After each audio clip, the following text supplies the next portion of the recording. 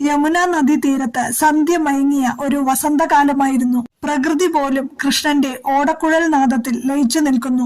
രാധയും ഗോപികമാരും ആ മാസ്മരിക സംഗീതം ആസ്വദിച്ചിരിക്കുകയായിരുന്നു. എല്ലാ സന്തോഷങ്ങൾക്കിടയിലും രാധയുടെ മനസ്സിൽ ഒരു ചോദ്യമലട്ടി. രാധ പതിഞ്ഞ സ്വരത്തിൽ കൃഷ്ണനോട് ചോദിച്ചു, കൃഷ്ണ, എന്തിനാണ് ദുരിതങ്ങൾ എപ്പോഴും നിഷ്കളങ്കരെയും പാവപ്പെട്ടവരെയും മാത്രം തേടിയെത്തുന്നത്? ദുഃഖങ്ങൾക്ക് ദരിദ്രരോട് എന്തെങ്കിലും പ്രത്യേക വാശിയുണ്ടോ? കൃഷ്ണൻ സ്നേഹത്തോടെ ഒന്ന് പുഞ്ചിരിച്ചു. ആ പുഞ്ചിരിയിൽ ലോകത്തിലെ എല്ലാ ഉത്തരങ്ങളും ഒളിഞ്ഞിരിപ്പുണ്ടായിരുന്നു. കൃഷ്ണൻ പറഞ്ഞു, രാധേ, ഞാൻ നിനക്കൊരു കഥ പറഞ്ഞു തരാം. അപ്പോൾ നിനക്ക് മനസ്സിലാവും, ഈ ലോകത്ത് സംഭവിക്കുന്ന ഒന്നിനും യാദൃച്ഛികതയല്ല.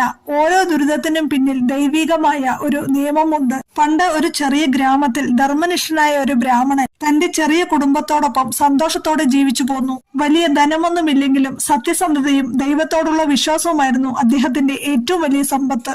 ഒരു ദിവസം അദ്ദേഹത്തിന്റെ ഭാര്യ പട്ടണത്തിൽ പോയി കുറച്ചു നല്ല പഴങ്ങളും ഒരു പാത്രത്തിൽ നിറയെ ശുദ്ധമായ പാലും കൊണ്ടുവന്നു. പാൽപാത്രം ഒരിടത്ത് വച്ച ശേഷം അവർ മറ്റു ജോലികളിൽ മുഴുകി. അപ്രതീക്ഷിതമായി ആ പാൽപാത്രം നിലത്ത് വീണുപോയി. കഷ്ടപ്പാടിന്റെ കയ്പുനീർ അറിഞ്ഞിരുന്ന ആ ബ്രാഹ്മണൻ ദുഃഖം സഹിക്കാനാവാതെ വിലപിച്ചു. ദൈവങ്ങളെ, ഇതെന്ത് അനീതിയാണ്! ഞങ്ങളെ പോലെ നിഷ്കളങ്കമായി ജീവിക്കുന്നവർക്ക് എന്തിനാണ് ഈ ഒരു ചെറിയ സന്തോഷം പോലും നിഷേധിക്കുന്നത്? എന്തിനാണ് ഈ കഷ്ടപ്പാട്? അങ്ങനെ വിഷമിച്ചു നിൽക്കുമ്പോഴാണ് ഒരു കാക്ക പറന്നു വന്ന് നിലത്തുപോയ ആ പാൽ കുടിക്കാൻ തുടങ്ങിയത്. നിമിഷങ്ങൾക്കകം ആ കാക്ക ഭയങ്കരമായ വേദനയോടെ നിലത്ത് വീണ് പിടയുകയും ഉടൻ മരിച്ചു പോവുകയും ചെയ്തു. ബ്രാഹ്മണൻ പെട്ടെന്ന് നിലത്ത് വീണ കലം മാറ്റി നോക്കിയപ്പോൾ ആ പാത്രത്തിനടിയിൽ വിഷമുള്ള ഒരു സർപ്പം ഒളിച്ചിരിക്കുന്നത് കണ്ടു. ആ പാൽ മുഴുവൻ വിഷമയമാക്കിയത് ആ സർപ്പമായിരുന്നു.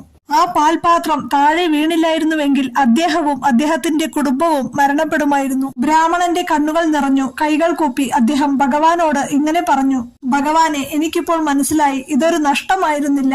ഇത് ഞങ്ങൾക്കുള്ളൊരു സംരക്ഷണമായിരുന്നു. ഞങ്ങളെ വലിയൊരു മരണത്തിൽ നിന്ന് രക്ഷിക്കാൻ ഞങ്ങൾക്ക് ചെറിയൊരു വേദന നൽകി. അങ്ങ് അത്രയും കാരുണ്യവാനാണ് ഭഗവാനെ. കൃഷ്ണൻ ശാന്തമായി രാധയെ നോക്കി പറഞ്ഞു, രാധേ, ഇതാണ് സത്യം. ഓരോ ദുരിതവും ഓരോ നഷ്ടവും അതിനു പിന്നിൽ ഒളിപ്പിച്ചു വെച്ച ഒരു അനുഗ്രഹമോ അല്ലെങ്കിൽ ഒരു വലിയ രക്ഷാ കവചമോ ആകാം. നിലത്തു വീണ പാൽ ബ്രാഹ്മണന്റെയും അദ്ദേഹത്തിന്റെ കുടുംബത്തിന്റെയും ജീവൻ രക്ഷിച്ചതുപോലെ ചിലപ്പോൾ ഒരു ചെറിയ വേദന നമ്മെ അതിലും വലിയ ദുരന്തത്തിൽ നിന്ന് അകറ്റി നിർത്തുന്നു. രാധയുടെ കണ്ണുകൾ ഈറനണിഞ്ഞെങ്കിലും അവളുടെ മുഖത്ത് ശാന്തമായൊരു പുഞ്ചിരി വിരിഞ്ഞു.